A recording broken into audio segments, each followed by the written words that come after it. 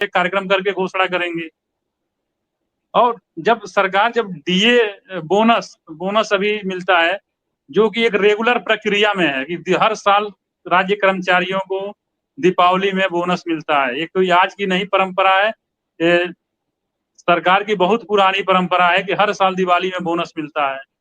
और उस बोनस को जब यह सरकार इतना प्रचार करके देती है तो कहाँ 2 लाख लोगों का कार्य करेगी, तो वो कोई नहीं जानेगा और गोपनीय रूप से ग्रुपों में खबर आ जाती है। ये भ्रामक खबरें हैं और ऐसे जो लोग करते हैं उनको नहीं करना चाहिए।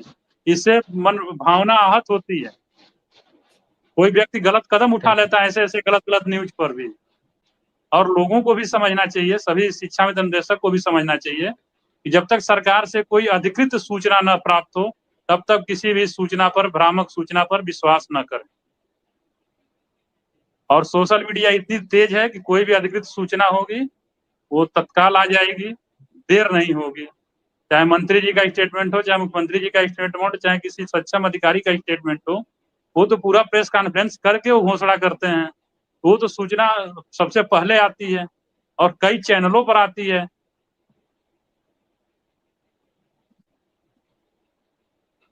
अभय सिंह जी, कैसे बचे शिक्षा मित्र की जान, चर्चा ये है। आप बार बार मुख्यमंत्री जी से मिल रहे हो, कैसे जान बचे, परिवार बचे। ये कोई मेरा आप पर आरोप नहीं है, ये मेरे आपसे ये 1.5 लाख शिक्षा मित्रों की तरफ से गुजारिश है, कैसे जान बचे। चर्चा इस बात की नहीं है, चर्चा इस बात की है, चाहे आप हो, हम हो या कोई और हो, मानवीय संवेदना में अगर आप 4 बार फोन उठा के बात करोगे तो लोग आपसे सवाल करेंगे, आपको फोन लगाएंगे, पूछेंगे क्या हो रहा है, पूछेंगे कब मिलोगे मुख्यमंत्री से। उनको एक रास्ता दिख रहा है कि हो सकता है आप मिलो और कुछ रास्ता निकल आए, हो सकता है कुछ बात बन जाए। अभी 5 सितंबर को सबने जब बुलाया तो शिक्षा मित्र आए, आप सब संगठन थे, सब मौजूद थे, और उसके बावजूद धरना हो गया। अब शिक्षा मित्र सवाल करें तो आप नाराज हो जाओ या कोई और संगठन नाराज हो जाए, कोई और संगठन नाराज हो जाए, ऐसे कैसे चलेगा। अच्छा आ जाए तो गप गप, कड़ुआ आ जाए तो थुक थुक, ये कड़ुआ हो गया। करेला की तरह, बंदर के हाथ करेला लग गया तो कह रहा कि कड़ुआ है, तोरई मिल जाए तो खा लो। ये सब चीजें नहीं चलेंगी, दोनों चीजें स्वीकार करनी। जब संगठनों की वार्ता सरकार से चल रही थी, चुनाव के पहले से मैं भी देखता आ रहा था कि लोगों को कि अब हमारी बात, एक माननीय एमएलसी साहब हमारी बात रख रहे हैं, उनकी भी बात चर्चा आती है। एमएलसी साहब कई बार आपके चैनल पर भी आए। लगभग हम जानते हैं कि चुनाव के पहले अप्रैल, जनवरी, फरवरी से ही वो आ भी रहे हैं शायद आपके चैनल पर। अब सब कुछ उन्होंने जब आश्वासन दिया, सब कुछ दिया, जब वो आपके कार्य कर रहे थे, तो उस परिस्थिति में क्या धरना उचित था? 5 सितंबर को क्यों बुलाया गया? क्या एमएलसी साहब ने धरना करवाया था?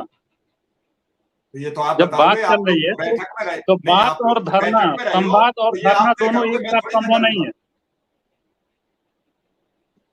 संवाद और धरना क्या दोनों एक साथ संभव है? यह एक सोचना चाहिए ना कि संवाद और धरना दोनों साथ संभव है। हम कहते हैं कि हम संवाद से समाधान की तरफ बढ़ रहे हैं। संवाद हुआ किससे? जिससे समाधान की तरफ आप बढ़ रहे हैं। धरना संवाद का केंद्र नहीं हो सकता है। संवाद जाके मिलने से और बात करने से होता है। तो संवाद के बीच में धरना, या तो धरना ही करिए या संवाद ही करिए, दोनों एक साथ संभव नहीं है। और जो हमारे एक आदरणीय एमएलसी साहब जो हमारे संवाद कर रहे हैं, कंटिन्यू 10 दिन पहले तक, 5 दिन पहले तक, 5 सितंबर बाद अगस्त में भी वार्ता हो रही है प्रमुख सचिव महोदय से या जो भी सबसे। तो उस बीच में इतने लोगों को बुलाना, लाखों लोग आए, किसी का 2000-4000 रुपए से कम किसी का खर्च नहीं हुआ। अगर 1 लाख लोगों का खर्चा जोड़ दिया तो 20 करोड़ रुपए खर्च हुए हैं लोगों के। 20 करोड़ रुपए खर्च हुए हैं शिक्षा मित्रों के 5 सितंबर के दिन। अगर उस 20 करोड़ रुपए को अगर हम उन मृतक परिवारों में बांट दिए होते तो शायद उनका भला हो गया होता। जो केवल आने जाने रहने खाने में शिक्षा मित्रों के खर्च हुए हैं, अगर 1 लाख शिक्षा मित्र का 2000 रुपए भी पर हेड खर्च हुआ तो 20 करोड़ रुपए बनते हैं, जिसका कोई अर्थ नहीं था। जब हमारी वार्ता उस समय चल रही थी तो उस समय इसका कोई अर्थ नहीं था, कोई मतलब नहीं था इस काम का।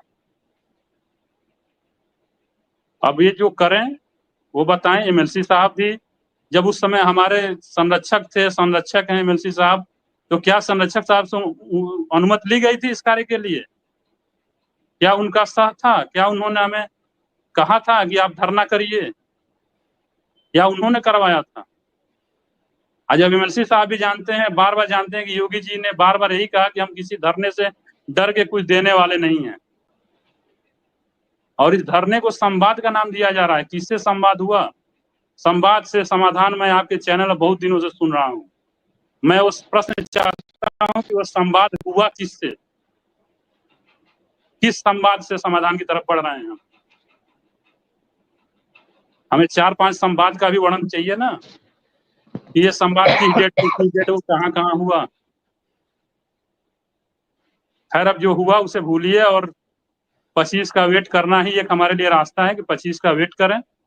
आगे जो भी होगा 25 के बाद ही होगा, और हम पूरा एकजुट होकर प्रयास करें कि 25 के बाद हमारा कार्य हो जाए, हम लोगों को खुशी मिले।